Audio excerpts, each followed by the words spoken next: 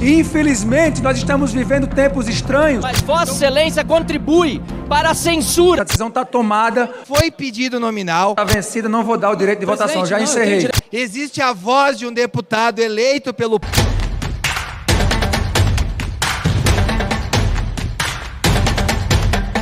Infelizmente, nós estamos vivendo tempos estranhos que chegamos até aqui a acontecimentos como aquele que devem ser esquecidos da nossa história, porque além de nos envergonhar, nos obriga a sermos enérgicos para evitar que episódios como aquele voltem a acontecer. Mas Vossa Excelência contribui para a censura que o Poder Executivo quer impor sobre o povo brasileiro. Mas, com esse projeto de resolução agora, Vossa Excelência pode vir a ser o braço da ditadura sentado na cadeira de presidente, tentando punir deputados que fazem a obstrução legal e regimental contra qualquer tipo de ditadura e censura. Eu já havia iniciado a votação da matéria seguinte. Vossa Excelência precisam estar no plenário se quiserem pedir votação, mas não pediu. Pediu depois que eu já tinha proclamado o resultado e já estava na matéria seguinte. Vossa Excelência terá a oportunidade amanhã de, no mérito da matéria, se posicionar e expor a sua posição contrária ao projeto. Senhor presidente, eu protesto porque haviam 2 deputados aqui no plenário. O deputado Ricardo Salles não pôde pediu nem... a votação nominal. Não, mas não pôde nem registrar. Pediu e nem pôde registrar, senhor presidente. É sua palavra contra mim e pelo visto, senhor presidente, o senhor está perdendo a... Vossa Excelência deveria estar em plenário. Vossa Excelência quer chegar depois e quer aparecer. Essa presidência não vai permitir isso. A decisão está tomada, votação feita, proclamado o resultado. Amanhã votaremos o mérito da matéria. Foi pedido nominal, existe a voz de um deputado eleito pelo povo pedindo nominal, o senhor certamente não ouviu, e eu gostaria, como um democrata que é, que restabelecesse nesta casa o respeito ao parlamentar que de forma, mesmo que única, tenha pedido de forma nominal, porque isso é captado nos áudios da casa. Essa matéria, diante do grave ocorrido que essa casa viveu na retomada dos trabalhos. Todos aqui que fizeram e participaram daqueles momentos sabem que momentos como aquele não podem, não irão se repetir aqui nesta casa sob a nossa presidência. Essa é uma demonstração clara de que esta presidência não aquecerá para movimentos como aqueles que aconteceram aqui naqueles dias. Essa é uma demonstração de que nós precisamos ser enérgicos com esse tipo de atitude. Eu quero apenas solicitar a Vossa Excelência que estamos aqui votando a urgência. Nós vamos designar um relator que poderá negociar o texto. Essa é uma ideia inicial. Não há desta presidência o interesse de hipertrofiar os seus poderes. O que há dessa presidência e da mesa da casa ao apresentar esse projeto é o desejo de proteger o bom funcionamento da Câmara. Mas algo precisa ser feito, porque como nós estamos tendo movimentos completamente desequilibrados, nós só vamos conseguir controlar isso se tivermos sob a mesa, não sob essa presidência, mas sob a mesa, a condição de, se acontecer novamente episódios como aqueles que aconteceram, nós temos a condição de punir, de sermos pedagógicos com quem não cumprir o regimento interno da Câmara dos Deputados do Brasil. Eu vou utilizar aqui um eufemismo deselegante da sua parte, de basicamente eu conversar hoje com o relator, conversei com o Geidel, alinhamos um texto para que a casa siga um caminho de pacificação, de conseguir propor boas medidas aqui para essa casa, mas após a fala do deputado Maurício Marcon, o senhor rapidamente finaliza a votação, sendo uma votação simbólica de um tema importante. Quando o projeto é bom, não precisa atropelar. Então, eu queria deixar isso aqui bem especificado, porque não acredito que essa seja uma postura que o presidente deve adotar aqui nessa casa, seja para quando me interessar e quando também não me interessar. Segundo ponto, a sua resolução, presidente, que diz a respeito de punir aqui as pessoas que fizerem obstrução por qualquer meio, eu vou ser bem sincero, a esquerda também já te utilizou dessa mesma atitude para poder ocupar aqui essa mesa. As medidas, senhores, zero. Sabe o que é desrespeito para mim e desrespeito a esse Congresso? Rachadinha. Rachadinha faz a imagem desse Congresso aqui ficar manchado. Sabe o que mancha a imagem do Congresso, presidente? o presidente do Congresso, Alcolumbre, dizer que não importa se tiver 81 assinaturas, que ele não vai patar o impeachment do Alexandre de Moraes. Isso é desrespeito com quem é legitimado para poder representar o povo. Sabe o que é desrespeito ao Congresso Nacional? Quando esta casa reprova o aumento do IOF e o PT aciona o ministro Alexandre de Moraes para poder derrubar o IOF, e essa casa, sim, neste momento, é desrespeitada. Sabe o que gera uma imagem negativa do Congresso para a população? Quando os crimes aqui dessa casa ficam impunes. Agora, deputado aqui na nossa frente, senhor presidente, se possível, eu peço só um pouquinho de atenção. Obrigado, sem problemas. Para mim, presidente Hugo Mota, o que desrespeita aqui essa casa e gera uma imagem negativa para a população brasileira é quando um deputado do PT dá um tapa na cara de outro deputado aqui e nada é feito. É quando, por exemplo, não há nenhuma linha, inclusive de Vossa Excelência, para poder rechaçar a agressão que eu sofri aqui nessa mesa. Inclusive, Geidel, os seguranças estavam aqui e viram. Eu não preciso mentir para poder me vitimizar, que isso não é coisa que eu faço em nenhum momento da minha vida. Desrespeito ao Congresso, mais uma vez, é quando nós temos acordos firmados e isso não é respeitado. Desrespeito para mim ao Congresso é quando nós temos maioria para poder aprovar a anistia, isso não é pautado. Desrespeito ao Congresso é quando nós temos aqui a maioria para poder aprovar as prerrogativas, isso não é feito. Isso sim, de fato, que eu acho que gera uma imagem negativa para o Congresso. Não é porque nós estivemos aqui alguns 100 deputados aqui em cima, que isso deslegitima o Congresso. Pelo contrário, a população, não tenho dúvida, você perguntar para a grande maioria, estava ao nosso lado. Porque desrespeito à população feita por esse Congresso é quando a gente aumenta cargos para dentro do gabinete do Supremo Tribunal Federal, gerando mais despesas para a população. Desrespeito é quando é mobilizado todo um Congresso para poder votar mudança de nome de viaduto. Isso para mim é desrespeito. Como explicar para a população que 513 deputados são desrespeitados por um juiz? Isso para mim é desrespeito. Agora, um ato simbólico, Zé Medeiros, aqui em cima, para poder clamar a atenção de que nós estamos sendo desrespeitados como parlamentares, isso sim para mim é desrespeito. Sabe o que é desrespeito? É quando nós temos uma CPMI que é para investigar as pessoas que roubaram velhinhos no INSS. O presidente e o relator não assinaram a CPMI, ou seja, já nasce com um contraditório, já nasce com um desrespeito, porque se dependesse deles, a CPMI não estaria instalada.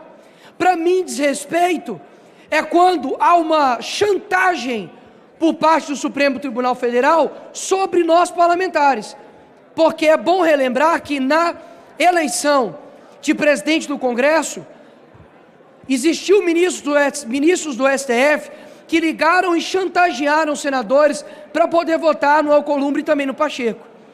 Sabe o que quer dizer respeito para mim? Quando a Constituição, deputada Bia Kicis, está dizendo todo o poder emana do povo e o povo de fato é desrespeitado. Então vamos colocar de verdade aqui os pingos nos is e saber quem desrespeita quem. Aqui em cima estavam milhões de votos sendo representados. O senhor, presidente Hugo Mota, é deputado assim como todos nós, e cada um aqui tem um voto. Tem um voto, Gediel. E eu fiz o meu papel, por exemplo, de conversar contigo. E espero que amanhã, conversando a matéria, a gente alinhe para poder votar no projeto que, de fato, consiga ajudar as crianças e adolescentes e protegê-las. O que eu não aceito, e o que eu acho que, de fato, é um desrespeito, é se utilizar rapidamente de uma votação simbólica para suprimir a discussão de um tema importantíssimo. Porque para mim é contraditório. Precisamos discutir um tema muito importante para o país, sem ter discussão. Isso para mim não é diálogo, isso para mim não deve ser como as coisas devem ser tocadas. E quero aqui deixar, para poder finalizar, um ponto muito importante. Não falo isso aqui em nome da direita, em nome de nenhum espectro político. Eu falo isso aqui em nome da defesa do Congresso. O Congresso está sendo desrespeitado, o Congresso já perdeu a sua legitimidade, e se nós não tomarmos uma posição, nós continuaremos subjugados. Eu dei o meu voto ao presidente Hugo Motta, assim como a maioria também do PL, mas hoje tenho a sensação de que, se não tomar nenhuma atitude em respeito a este Congresso, a validação e a confiança minha cairá por terra, até mesmo porque as pautas importantes para o povo brasileiro não estão sendo discutidas. É muito fácil adiarmos uma discussão, uma votação sobre a vida das pessoas, porque não é nossos tios, não são os nossos primos, nem as nossas avós, nem os nossos filhos, nem pais. Mas cada dia que esta casa adia a discussão da anistia para quem precisa, vocês estão dizendo que para isso é adiável. Mas para poder discutir um projeto que em partes pode ser utilizado pela esquerda para perseguir opositores, isso daí é inadiável. Isso, se para mim, senhor presidente, é desrespeito ao Congresso. Nós estamos perdendo o nosso poder como parlamentares e legítimos do povo. É isso que eu quero deixar registrado e deixar bem claro. Graças a Deus, não tenho o rabo preso para poder denunciar, para poder falar contra e expor fatos de ninguém aqui nessa casa. E ninguém ficará impune da verdade que o Brasil merece saber. Obrigado, senhor presidente. A gente nem precisa mais do judiciário para cometer abuso contra a gente, porque agora o próprio legislativo vai cometer, com um poder imperial de um presidente da Câmara dos Deputados, com um projeto de resolução, suspender o mandato de um parlamentar monocraticamente. E a decisão dele vai valer enquanto não tiver reunião da mesa. Gente, isso não existe em nenhum parlamento do mundo democrático. Um presidente da Câmara dos Deputados concentra em si o poder de, liminarmente, monocraticamente, suspender um parlamentar. E veja, eu escutei preocupações aqui de parlamentares de esquerda.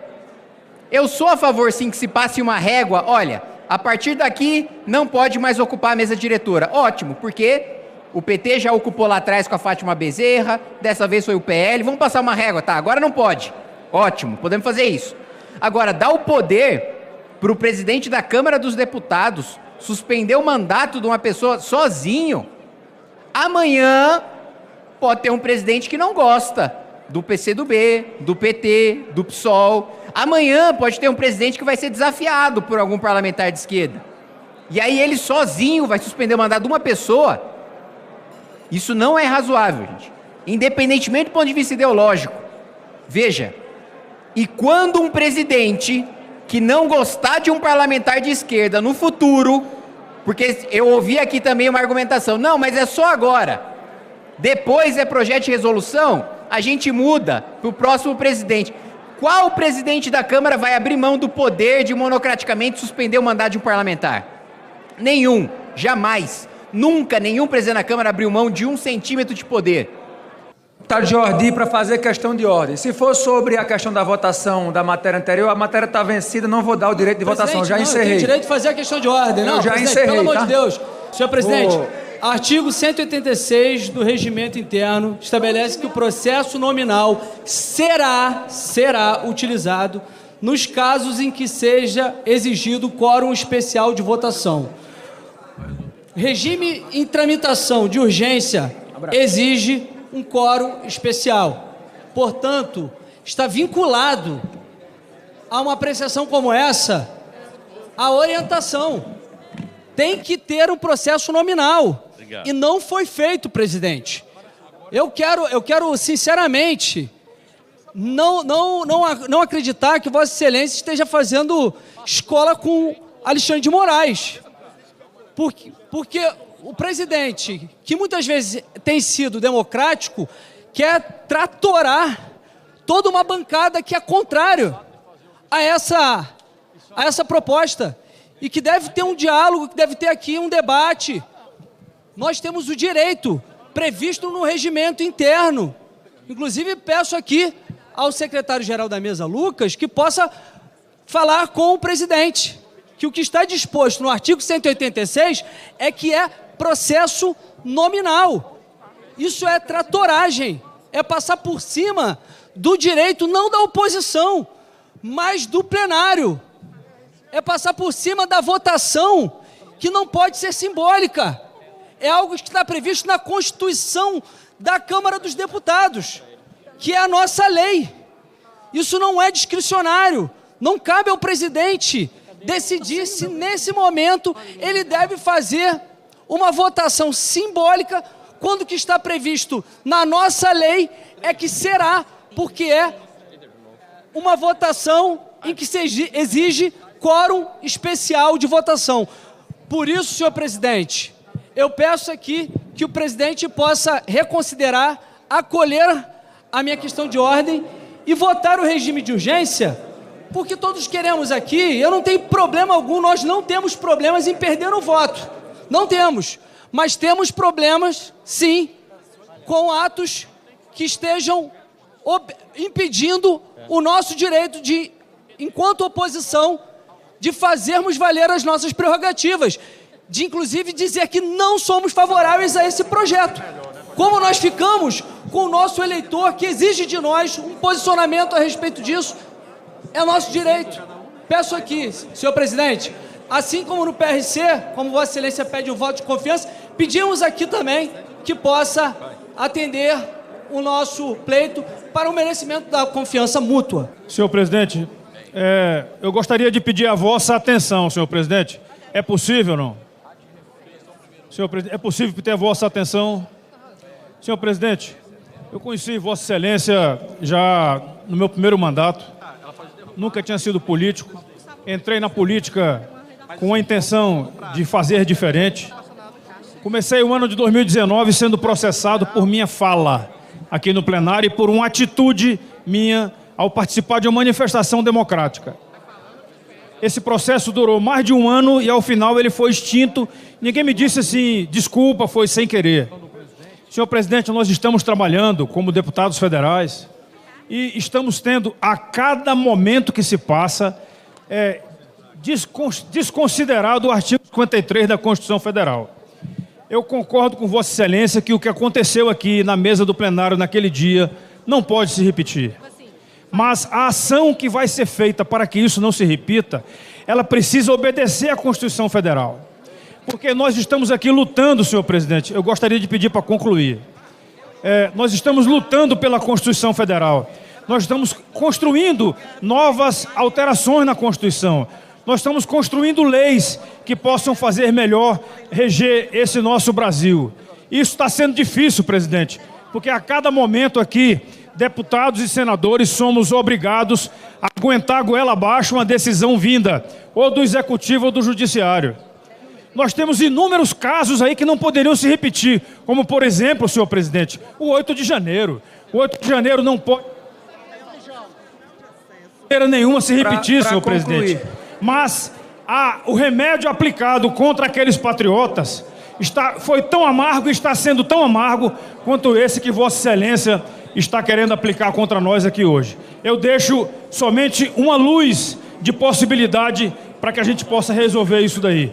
É que, como o senhor não vai votar o mérito hoje, que a gente possa discutir ao longo do mérito para evitar que o artigo 53 seja rasgado como está sendo feito. Presidente, eu estou pedindo um minuto como exceção.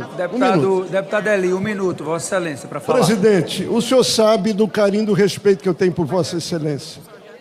Eu já fiz um pronunciamento ali um tanto assustado ao perceber que é um tsunami de decisões que se tornam muito poderosas em detrimento. Eu queria pedir o tempo, a atenção de Vossa Excelência, presidente. Atenção de Vossa Excelência. Eu já fiz um registro, presidente. Eu estou preocupado com o Brasil. Eu estou ouvindo a voz das ruas.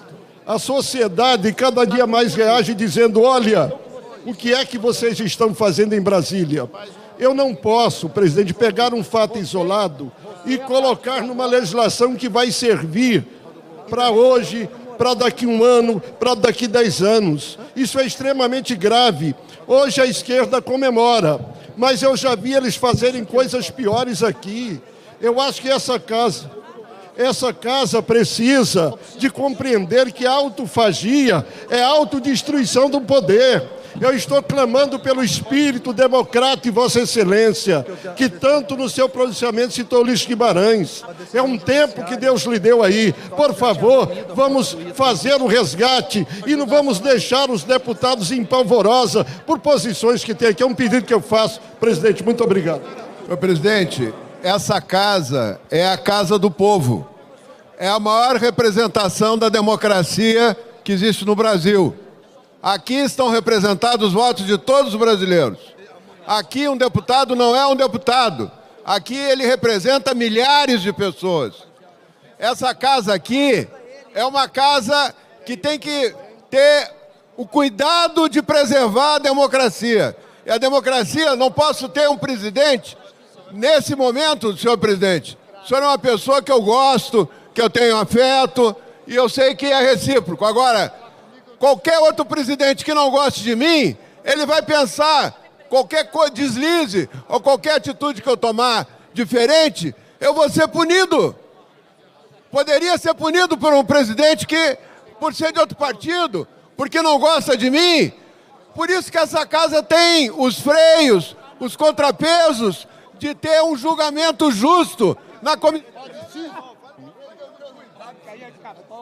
Que pode acontecer com qualquer um, não é agora. Não é porque o presidente é Hugo Mota, mas qualquer outra ocasião, se tiver um presidente que não gosta de um deputado ou não gosta de outro, pode cometer uma agressão, suspendendo o deputado, punindo o deputado, sem ele ter direito de defesa.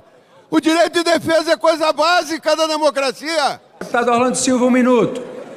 Presidente, eu queria pedir 1 minuto da sua atenção, presidente, porque é sobre esse projeto de resolução. Eu reconheço que Vossa Excelência tem razão quando busca medidas para afirmar a democracia da casa, para afirmar o regimento da casa, que tem que valer contra todos. O regimento tem que ser aplicável a todos nós. Mas, presidente, em defesa do exercício da presidência dessa casa, presidente, eu quero fazer um apelo a Vossa Excelência para refletir sobre a concentração de poder nas mãos do presidente para tomar uma decisão, que é uma decisão muito dura, uma decisão muito forte, que impacta sobre o exercício do mandato parlamentar. A mesa é um núcleo muito reduzido de parlamentares. Hoje, nós temos capacidade, pela tecnologia, de reunir. Para concluir, presidente, nós temos possibilidade, pela tecnologia, de reunir a mesa de modo célere e termos uma deliberação da mesa acerca de momentos graves da casa, como que nós vivemos na semana passada. Por isso que o apelo que faço, presidente, é nós reavaliarmos essa decisão do presidente ad referendo. Tudo mais, eu estou de pleno acordo. Só que reunir a mesa é possível. E a hipertrofia da presidência, para concluir mesmo, agradeço a sensibilidade de Vossa Excelência, porque não podemos tomar uma decisão em função dos sabores da circunstância. Hoje, eu estimo que o presidente Hugo Mota use esse poder com parcimônia. Amanhã eu não sei quem será o presidente. E eu não quero que seja ao arbítrio que possa produzir arbitrariedades. É o registro e o apelo que eu faço para Vossa Excelência. Um saco preto. Esse é o futuro do amigão do Lula, Nicolás Maduro, narcotraficante, violador dos direitos humanos e ditador da Venezuela. Os Estados Unidos movimentaram até agora 3 destroyers e um submarino nuclear com mísseis teleguiados, além de 4.000 marines para a costa venezuelana, sob pretexto de livrar o país do narcotráfico. Lembro aos amigos que o presidente Lula recebeu esse marginal com honras militares no nosso país em 2023. O mesmo presidente Lula que recusou que o PCC e o Comando Vermelho estivessem na lista de terrorismo dos Estados Unidos. O presidente deste país, cada vez mais isolado no cenário internacional, vai presenciar a morte de um tirano que faz fronteira com o nosso país, que ao contrário do seu povo, que 90% está na miséria, ele não. Ele está bem gordinho, com relógio caro, roupas finas, e assim que for enterrado, os bichos vão ter muito trabalho para comer, porque além de ser uma carne podre, tem muita gordura naquele corpo, ao contrário do seu povo. Os Estados Unidos mandam um recado muito claro: terroristas, narcoterroristas terão o mesmo destino, que será a vala comum de onde os tiranos devem estar. Quero ver se Lula não vai mandar um jatinho da Força Aérea resgatar o seu amigo gorducho, lá o narcotraficante. Presidente, o nosso país, ao rejeitar colocar PCC e Comando Vermelho na lista de terrorismo do mundo, dá um sinal muito claro de quem este governo está ao lado, de terroristas como Nicolás Maduro. Espero que apodreça no inferno e que a Venezuela volte a ser livre. Obrigado, presidente. Presidente, eu quero que todos nós possamos refletir um pouco. Nós estamos vivendo um momento nesse país em que o governo manda uma medida provisória, 303, querendo aumentar mais impostos. A gente teve o desprazer, e aí eu digo para a democracia brasileira, para o país, de ver o STF revogar uma decisão dessa casa que se manifestou contra o aumento de IOF, veio o STF e rasgou a Constituição, desrespeitando o Poder Legislativo. Agora nós vamos votar aqui criando mais cargos comissionados no STJ. Mais cargos comissionados, mais despesa numa estrutura judiciária que é uma das mais caras do mundo. E vamos fazer isso assim de forma assodada. Portanto, a retirada de pauta não é uma questão de oposição ou de base, é sensatez, é defesa do país, é analisar isso com prudência. Mais gastos no judiciário e a gente vota como se fosse urgente, é retirar de pauta. Tem a palavra, Vossa Excelência. Muito obrigado, presidente. Gostaria de pedir que a nossa fala pudesse ter repercussão na Voz do Brasil. Inicialmente, gostaria de destacar a lamentável condução do pagamento das emendas parlamentares neste ano de 2025. Eu estou com aproximadamente 15% somente das minhas emendas pagas, previstas para esse ano, já está terminando o mês de agosto. Esse valor corresponde somente às emendas da saúde. Então, realmente, o governo desse presidente que está aí sentado na cadeira, ele não está fazendo por merecer o nome de gestor. É traumatizante para os prefeitos, principalmente, porque as emendas, elas representam o dinheiro do povo que volta para o povo. Então, quando se bloqueia a emenda, está se bloqueando o recurso que é para chegar, para ajudar na administração municipal, que está, sim, sofrendo reduções do Fundo de Participação do município.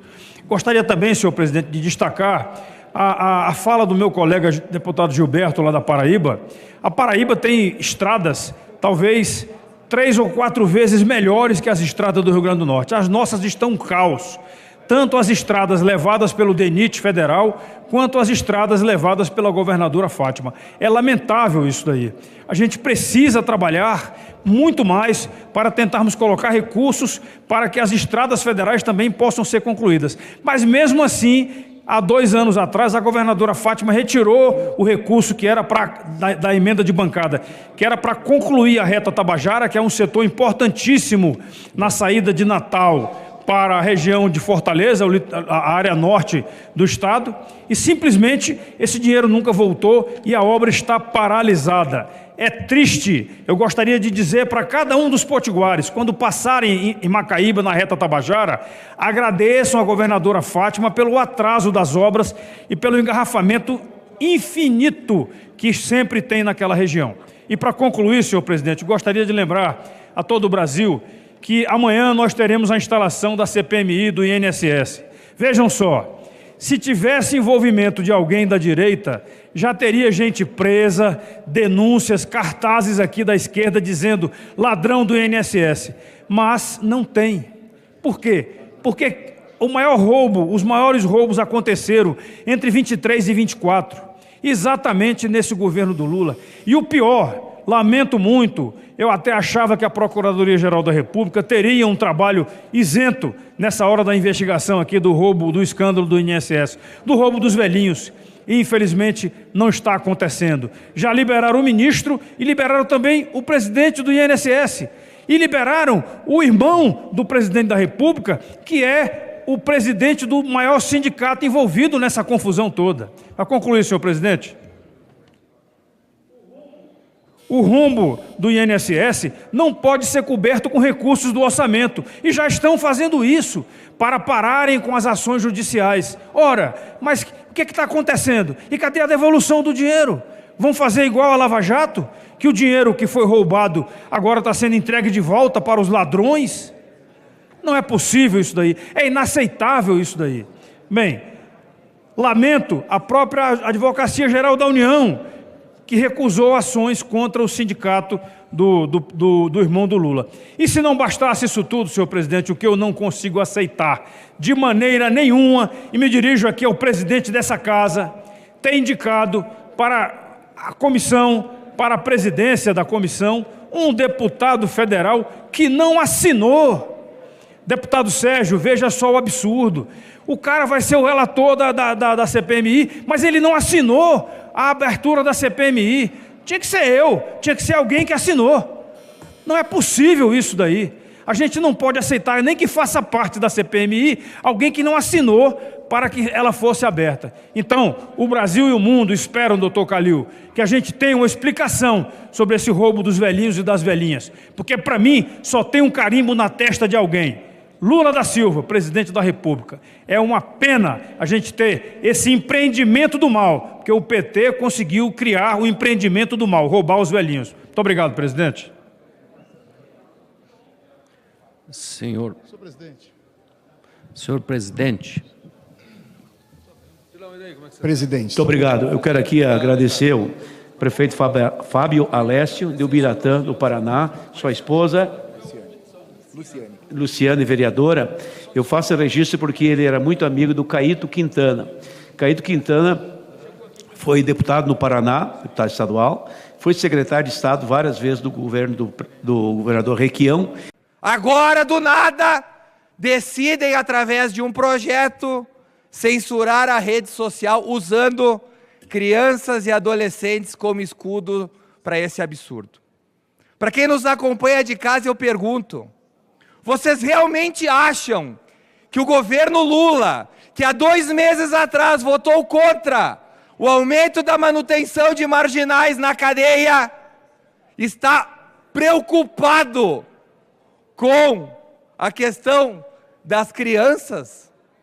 Ou vocês acham que eles estão usando esse projeto para censurar as redes sociais?